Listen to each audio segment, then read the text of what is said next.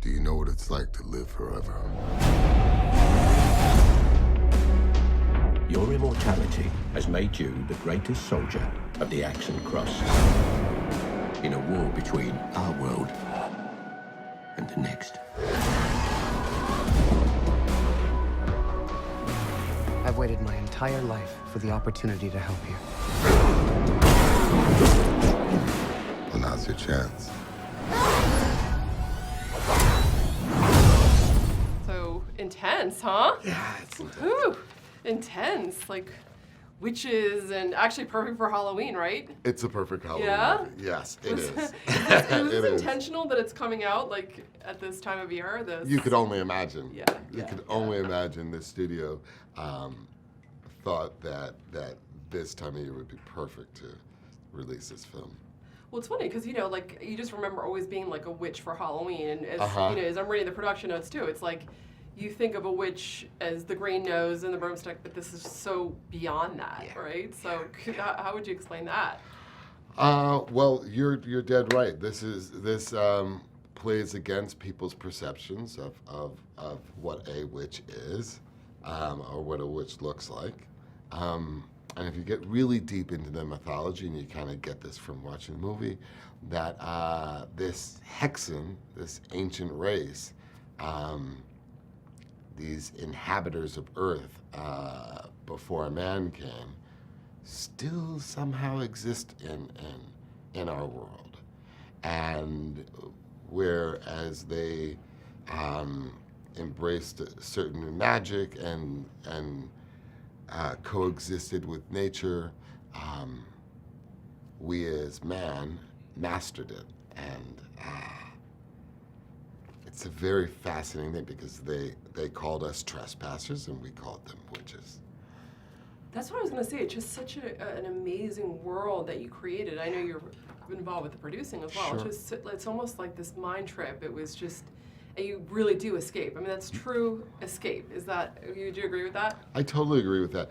And that's always, I guess that's the objective for any film that I do, is at the end of the day, if you can escape for 2 hours, then we've done our job.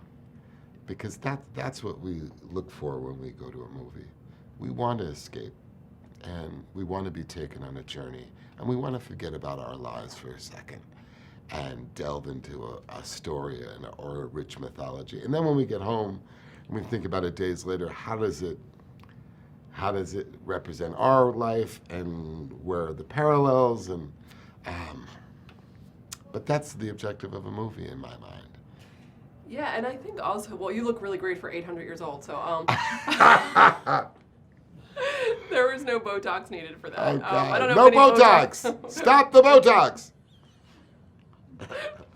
After about like 200, yeah, I'd have to the injections Right. aren't going to work anymore. Yeah, they're not gonna work.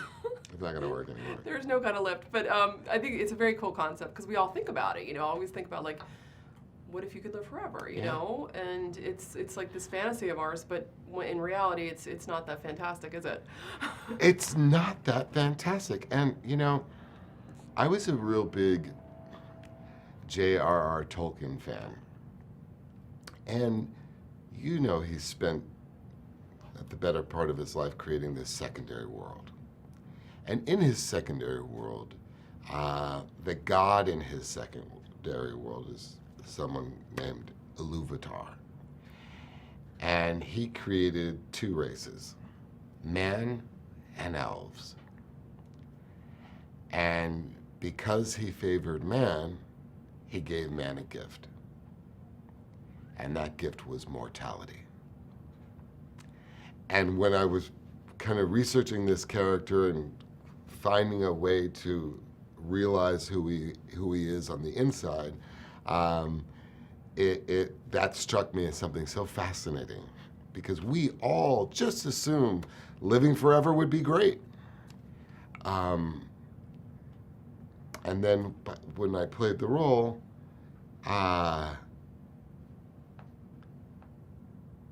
the tragedy of eternal life became present.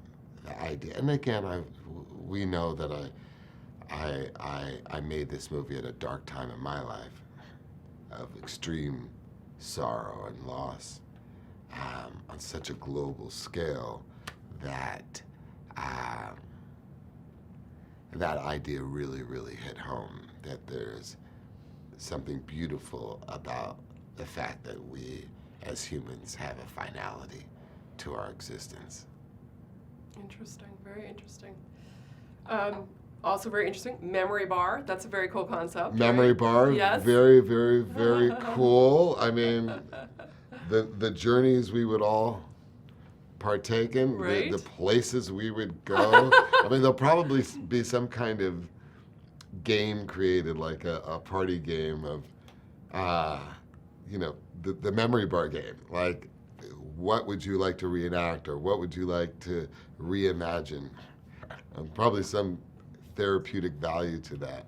Right, just beam me there, man. Yeah. Final question, I'm gonna get wrapped up, but Michael Caine, was that just kind of bizarre working with him? Was it like a bucket list thing for you, or? Total bucket list. Yeah. Total bucket list. My father had always wanted me to work with two people, and that was Judi Dench and Sidney Lumet. And I was able to do that in the beginning, or a while ago. I always loved Michael Caine. My grandmother was a huge Michael Caine fan. And I actually met Michael Caine maybe 12, 13 years ago, and we became friends. And so if I went out to London, we'd have dinner. If he'd come here, we'd have dinner. And we always wanted to do something together. And when I finally got this project and called him, he thought I was calling him to be in Fast and Furious. And so his first response was, I don't even drive anymore. How are you going to ask me to be in Fast and Furious? And he had retired. And he read this role of this 36th Dolan and said it was too good a role to turn down. And because he jumped onto the film, I was going to take a year off after Furious 7, but because he was available to go now, we went and shot it last year. And I'm glad that I had this film as an outlet last year. Sweet, that is fantastic. Michael Caine is just, that was such a little fun.